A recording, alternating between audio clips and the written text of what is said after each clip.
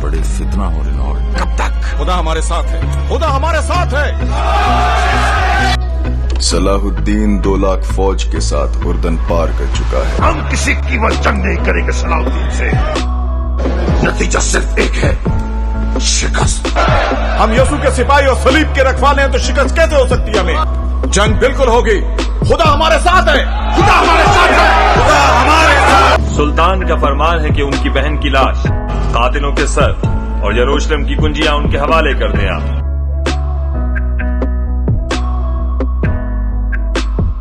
हम मुसलमानों की मौत है।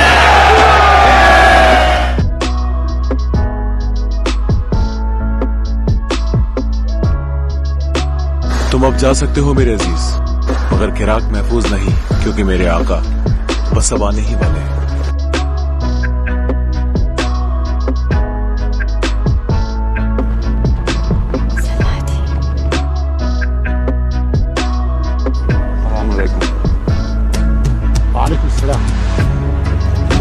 कसम है, इस शहर को लेने की हसरत ही तुम्हारी आखिरी हसरत होगी।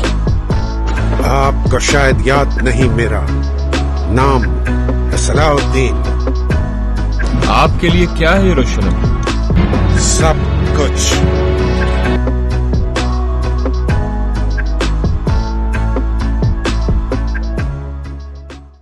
मशहूर है कि किसी ज़माने में बगदाद में एक माहिर बढ़ई रहता था। उम्र के आखिरी हिस्से में उसने एक खूबसूरत मिंबर बनाया। जो भी इस मिंबर को देखता उसकी खूबसूरती को देखते हुए दांतों में उंगलियां दबा लेता और फिर उस मिंबर की शोहरत फैलने लगी। इतनी फैली कि बगदाद में आने वाले हर अमीर शख्स उस बढ़ई से कहता कि ये मिंबर मुझे फ़रोख्त कर दो, कि उसे फुला मस्जिद को अतिया कर दूंगा। लेकिन बढ़ई का हमेशा एक ही जवाब होता कि नहीं जनाब, ये मिंबर मस्जिद अक्सा में सजेगा। लोग ताज्जुब से पूछते कि भाई, मस्जिद अक्सा तो ईसाइयों के कब्ज़े में है। बढ़ई सब की बातें सुनता, फिर एक ही जवाब देता, मेरा बस इतना ही काम था। मैं एक फ़नकार हूँ, मिंबर बनाता हूँ। कोई बहादुर जंगजू उठेगा और अल कुदस वापस हासिल करेगा और ये मिंबर उसकी जीनत बनेगी। मिंबर की कहानी शहर में बच्चे बच्चे की ज़बान पर आ चुकी थी। फिर ये कहानी एक 7-8 साल के बच्चे ने सुनी, मगर वो मिंबर की खूबसूरती से ज़्यादा उसके बनाने वाले के जज्बे से मुतासिर हुआ और फिर 40 बरस बाद वो मिंबर उसी बहादुर के हाथों से मस्जिद अक्सा में नस्ब किया गया, जिसे लोग आज सलाहुद्दीन अय्यूबी के नाम से जानते हैं। सलाहुद्दीन अय्यूबी की पैदाइश सन 1138 ईस्वी में कुर्दिस्तान में हुई। आप नस्लन कुर्द थे। आपके वालिद का नाम नजमुद्दीन अय्यूब था, जो किला तकरियत के हाकिम थे। सलाहुद्दीन अय्यूबी का बचपन और जवानी की इब्तदाई दौर दमिश्क और बालबक में गुजरा। आपने बालबक के दीनी मदरसों और दमिश्क की जामा मस्जिद में तालीम हासिल की। 25 साल की उम्र तक सुल्तान ने गुमनामी मगर पाकीज़ा और बेदाग ज़िंदगी गुजारी। इब्तदा में सलाहुद्दीन सुल्तान नूरुद्दीन जंगी के यहाँ एक फ़ौजी अफसर थे। सलाहुद्दीन मिस्र को फतह करने वाली फ़ौज का हिस्सा थे। इस फ़ौज के सिपा सलार आपके चचा शेर कोह थे। मिस्र फतह हो जाने के बाद सलाहुद्दीन मिस्र के हाकिम मुकर्रर कर दिए गए और 570 हिजरी में उन्होंने यमन भी फतह कर लिया। और फिर नूरुद्दीन जंगी की वफ़ात के बाद सुल्तान सलाहुद्दीन अय्यूबी हुक्मरानी पर फायज हुए। सुल्तान सलाहुद्दीन की ज़िंदगी का मकसद अव्वल यही था कि बैतुल मुक़द्दस को ईसाइयों से आज़ाद कराया जाए। वही बैतुल मुक़द्दस जिसमें रसूल अल्लाह सल्लल्लाहु अलैहि वसल्लम ने तमाम अंबिया कराम की इमामत फरमाई और जहां से आप अर्श तक तशरीफ़ ले गए। दरअसल बैतुल मुक़द्दस तारीख़ी शहर यरूशलेम में मौजूद है, जिसे हज़रत उमर इब्न ख़त्ताब ने 638 ईस्वी में फ़तह किया था। इसके बाद से यरूशलेम इस्लामी सल्तनत में शामिल हो गया। इस्लामी सल्तनत रोज़ बरोज़ मजबूत होती चली गई और यरूशलेम मुस्लिम सकाफ़त और आबादी वाला शहर में तब्दील हो गया।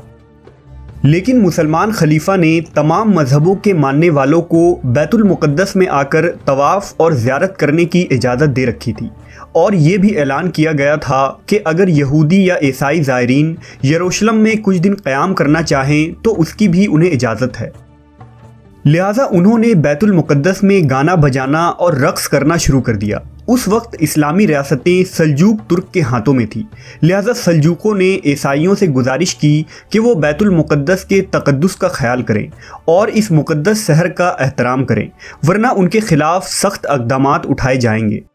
इसी दौरान एक ईसाई राहिब पीटर ने कुछ मनगढ़ंत कहानियाँ लोगों को सुनाई और ईसाइयों को इस बात का यकीन दिलाया कि मुसलमान उन पर जुल्म और तशद्दुद कर रहे हैं। उसने अपने साथियों के साथ बरतानिया, जर्मनी, इटली, यूनान और तमाम बड़े बड़े यूरोपीय ममालिक का सफ़र किया और ईसाइयों को मुसलमानों के ख़िलाफ़ उकसाया। लिहाजा सन 1095 ईस्वी में ईसाई पॉप ने फ्रांस में एक कॉन्फ्रेंस मुनक़्क़द की, जिसमें ईसाइयों पर जोर दिया गया कि वो उठ खड़े हों और यरूशलेम को मुसलमानों से आज़ाद करवाएं। उन्होंने इस जंग को मुक़द्दस जंग का नाम दिया। इस दौरान तमाम यूरोप में एक अफवाह फैला दी गई कि हज़रत ईसा दोबारा नाजिल होकर ईसाइयों के तमाम मसाइब का ख़ात्मा करेंगे, लेकिन उनका नुज़ूल उसी वक्त होगा जब यरूशलेम का मुक़द्दस शहर मुसलमानों के कब्ज़ा से आज़ाद करा लिया जाए।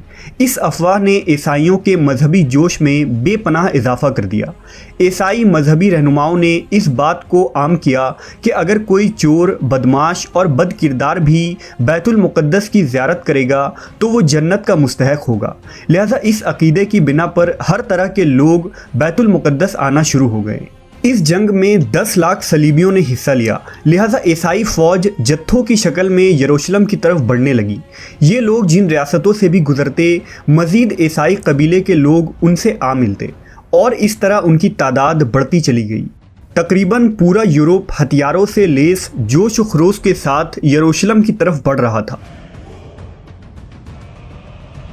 जब ये लोग यरूशलेम पहुँचे तो सल्जूक फ़ौज से उनका सामना हुआ, लेकिन 40 दिनों के बाद सल्जूकों ने हथियार डाल दिए।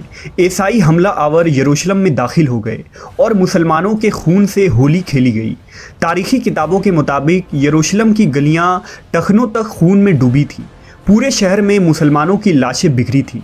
बर्बरियत का ये आलम था कि मुसलमानों को उनके घरों के छतों से नीचे फेंक दिया जाता और उन्हें ज़िंदा जला दिया जाता था।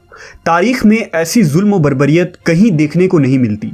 मस्जिद मुसलमानों के खून और कटी हुई अज़ा से भरी हुई थी।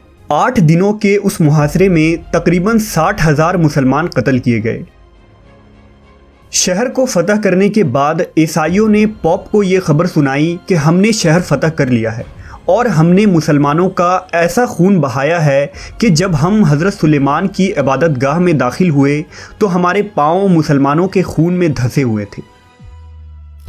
यरूशलेम पर ईसाइयों के कब्ज़े के बाद पूरी मुस्लिम दुनिया परेशान थी, लेकिन खलीफा इतना कमज़ोर था कि कुछ न कर सकता था। जल्द ही यरूशलेम पर कब्ज़ा करने वाले ईसाई फ़ौज को पूरे यूरोप का सहारा मिल गया और उन्होंने फ़लस्तीन, शाम और उर्दून के इलाकों पर भी कब्ज़ा कर लिया, जहां बेदरीग मुसलमानों का कत्ले आम हुआ, औरतों की असमत दरी की गई और तराबलस में मुसलमानों की उस अजीम लाइब्रेरी को जला दिया गया, जहां फ़लसफ़ा और साइंस के मौज़ूआत पर तकरीबन 19 लाख किताबें मौजूद थीं। लेकिन हर उरूज को एक दिन ज़वाल है, लिहाजा हालात ने उस वक्त करवट ली जब सुल्तान सलाउद्दीन अय्यूबी मिस्र के हाकिम बने। सन 1186 ईस्वी में ईसाइयों के एक फ़ौजी जत्थे ने रेजनॉल्ड की रहनुमाई में मदीना पर कब्ज़े के गर्ज से हिजाज मुक़द्दस पर हमला कर दिया। लिहाजा सलाउद्दीन एक लश्कर लेकर फ़ौरन रेजनॉल्ड के ताक़ुब में निकला और हत्तीन के मकाम पर दोनों आमने सामने हो गए। लिहाजा 1187 ईस्वी को हत्तीन के इस मकाम पर तारीख़ की एक खौफनाक जंग लड़ी गई, जिसमें सुल्तान ने दुश्मन के लश्कर पर ऐसा आतिशगीर मादा डलवाया कि ज़मीन पर आग भड़क उठी। नतीजा ये हुआ कि 30,000 ईसाई हलाक हुए और इतने ही कैदी बना लिए गए। रेजनॉल्ड गिरफ्तार हुआ और सुल्तान ने अपने हाथ से उसका सर कलम किया।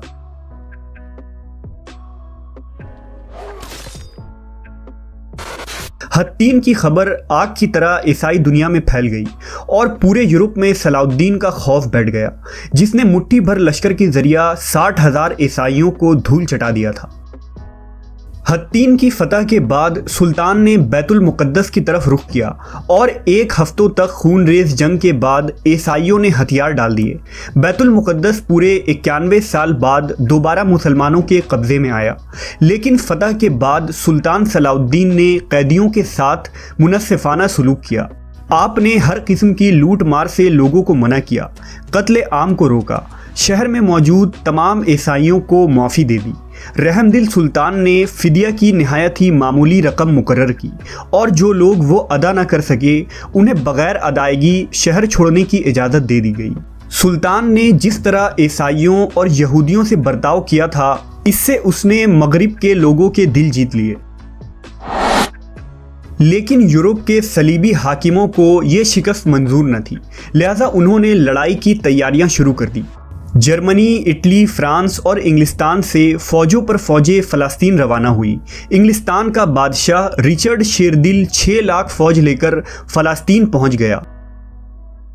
मसीही दुनिया ने इससे पहले इस कदर लातादाद फ़ौज अभी तक फराहिम न की थी। ये अजीमुशान फ़ौज अक्का के बंदरगाह पर खड़ा था। उन्होंने अक्का को फतह कर लिया। अक्का की फतह के बाद सलीबियों ने फ़लस्तीन के बंदरगाह अस्कलान का रुख किया, जहां सुल्तान सलाउद्दीन अयूबी से उनका 12 मरतबा मुकाबला हुआ। इस मुकाबले में सुल्तान ने जवामर्दी और बहादुरी की मिसालें पेश की, लेकिन चूंकि किसी भी मुसलमान हुकूमत या ख़ासकर खलीफा बगदाद से कोई मदद न पहुंची, लिहाजा सुल्तान को पीछे हटना पड़ा। इस दौरान में सुल्तान ने बैतुल मुक़द्दस की तैयारियां मुकम्मल की, क्योंकि अब सलीबियों का अगला निशाना बैतुल मुक़द्दस था।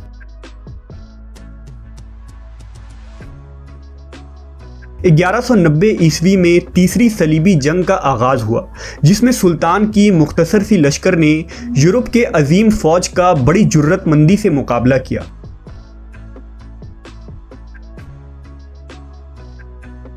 जब फतह की कोई उम्मीद बाकी न रही तो सलीबियों ने आखिरकार सुलह की दरख्वास्त की।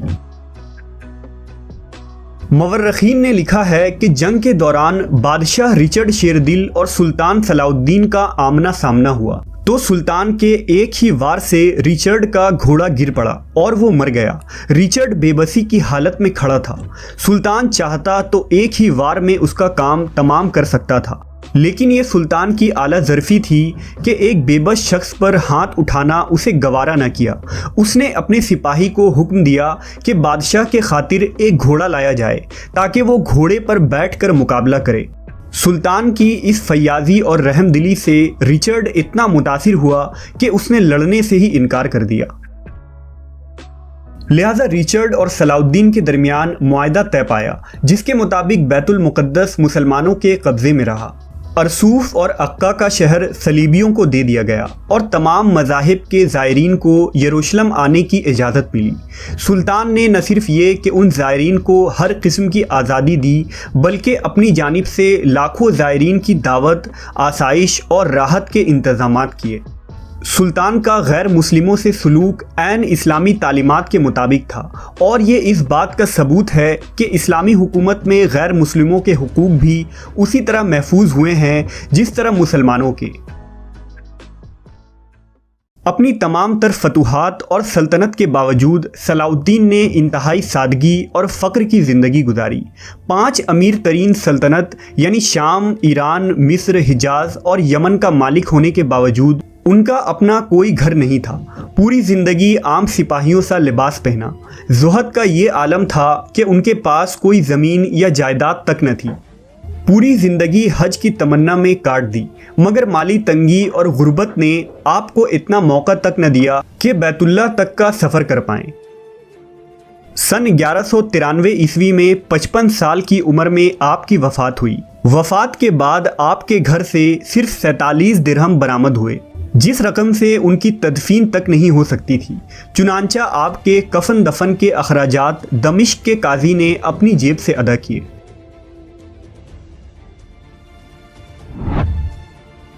आज वही सरजमीन शाम और सरजमीन कुदस जहां पर मुसलमानों पर मजालिम के पहाड़ तोड़े जा रहे हैं, ये सरजमीन आज फिर से इधर उधर नज़र दौड़ाकर किसी सलाउद्दीन अयूबी का इंतज़ार कर रही है। तमाम उम्मीदों के बावजूद भी किसी सुल्तान की आमद दिखाई नहीं देती। अल कुदस जो आज बदकिस्मती से पंजे यहूद में जकड़ा हुआ है, आज सुल्तान का मफ्तूह बैतुल मुक़द्दस यहूदी तसल्लुत में किसी सलाउद्दीन का मुंतज़िर है। लैलो निहार की कितनी गर्दिशों ने क़िबला अव्वल की आहो करार सुनी होगी। जुल्म सिदम की ये सयाह रात अब बहुत तवील हो चुकी है। सुबह उम्मीद की तलाश अब दम तोड़ने को है। गर्दिशे वक्त उसी बढ़ई और बच्चे की तलाश में हैं जो किसी मिंबर को बैतुल मुक़द्दस में नस्ब करने का इरादा रखता हो।